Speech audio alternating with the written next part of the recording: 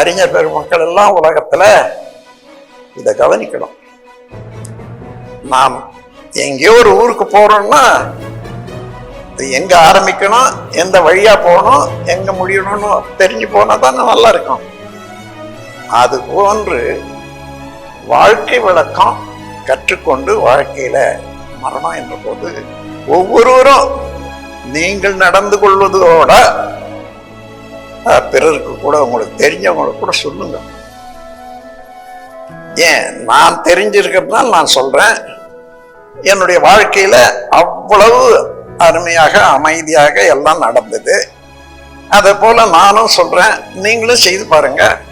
உங்களுக்கு ஒரு அமைதி ஏற்பட்டு போச்சுன்னா அப்புறம் மற்றவர்களுக்கு வரட்டும். இப்படியே உலகத்துல பண்பாடு மாறிக்கொண்டே வரணும். வாழ்க வளமுடன்.